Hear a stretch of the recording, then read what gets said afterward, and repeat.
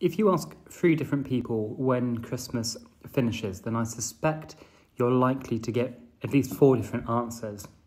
Because some people, for instance, will tell you that Christmas has 12 days, like the song tells us.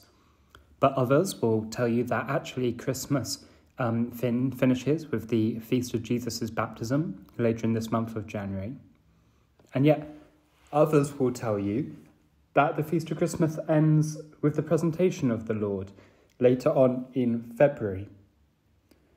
But what isn't in doubt is that today, on this second Sunday of Christmas, we are still very much within the season of the Nativity of the Lord.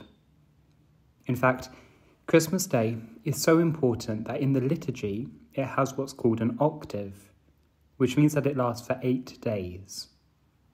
So although Christmas Day may seem like a long time ago now, liturgically speaking, this is, as it were, the final day of Christmas Day. But as I say, as a culture, we seem to have finished Christmas and moved on by the 27th of December. For the last few days, I noticed that I have been wished a Happy New Year much more than I have been wished a Happy Christmas. And I don't know about you, but I have never been one for celebrating the New Year. My preferred way, in fact, of seeing in the New Year is by being tucked up in bed long before midnight.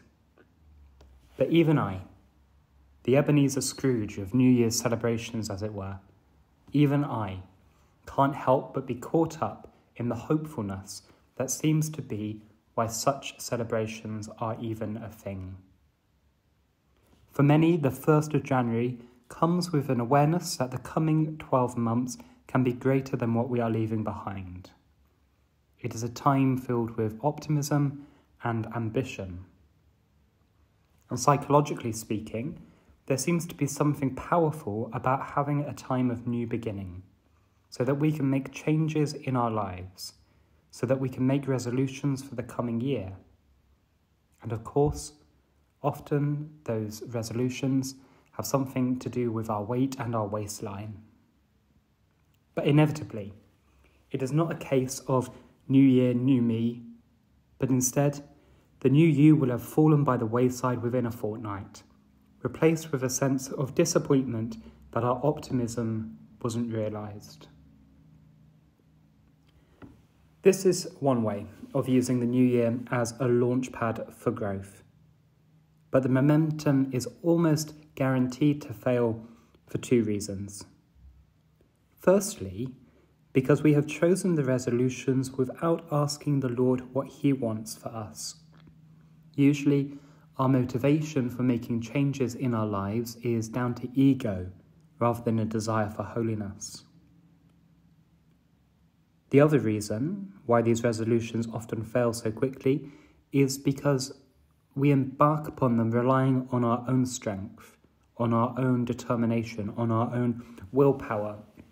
And then we discover all anew the fact that we are weak and maybe our resolution isn't as strong as we thought it would be, and our willpower doesn't sustain us. Because those resolutions rely on our own strength, the momentum fades. We are simply not capable of becoming the perfect version of ourselves by ourselves. We can only do it through the grace and the power of Jesus Christ. And the reality that He is calling us to isn't one where we simply lose a few pounds. But to quote the second reading of this Mass, Jesus calls us to be holy and spotless, and to live through love in His presence as His adopted sons and daughters. In our ongoing celebration of Christmas, we are rejoicing in the truth that we were not just created by God, but that we are loved so much that God became man, so that He could be certain we are never walking alone in this life. He became man so that He could walk by our side in moments of strength, and that He could carry us when we are weak. I hope each one of us has at least some optimism for the year ahead. As you think about 2022, I would encourage you to make a resolution. but ask God what he wants that resolution to be. Take time to pray about it. When you're at Mass, when the liturgy of the Eucharist is being celebrated, bring it to Jesus in prayer.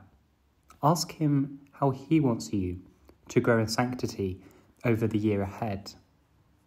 Here are just two such examples of possible resolutions. There are many others, but here's two.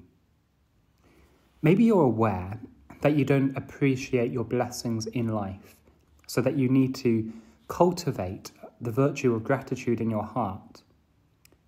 If you're aware of this, if you feel the Lord prompting you to act upon it, then maybe your resolution could be to spend time regularly in prayer, giving thanks to God for his goodness to you. Here's another example.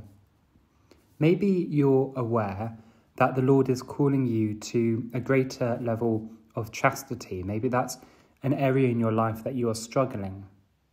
Now, you're bound not to live the virtue of chastity perfectly every day for the next 12 months, but you can commit to try. You can make your resolution to spend time in prayer over the year, asking for the virtue, opening up your heart to receive that gift, and thanking God for the steps forward you make, even if they are only small. So take time to consider making a resolution that the Lord wants, a resolution that will help you grow in holiness. The Gospel for this Sunday is taken from the great prologue of St. John's Gospel. And at its centre stands these wonderful words. The Word was made flesh and lives among us. My friend, God has made man because he wants us to be holy. God became man because he was not satisfied with how we were. He became man to give us the grace of conversion. Jesus has made us to be as holy as he is, and he gives us the grace we need to be as holy as he is, if only we open up our hearts to him. So never mind the next year, even as you think about the coming week. Maybe you're going to be returning to work or to studies. Maybe the decorations in your homes are now coming down. Even if our celebration of Christmas feels like it is ending now, carry in your heart, going forward, the grace of the incarnation into this coming year. Because, like every year, this is a sacred year. It is a sacred time for you. It is a gift given to us by the Lord, and he wants us to use the gift well. So let's set our hearts and our minds on being holier on the 2nd of January 2023, holier then than we are today on the 2nd of January 2022.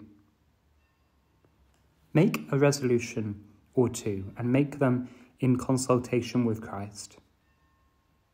Don't be distressed when you fall short, but instead persevere. And don't rely on your own strength to see the resolution through, but instead rely on the grace and the strength of our incarnate God, who calls us to be holy and spotless, and to live through love in his presence as his adopted sons and daughters.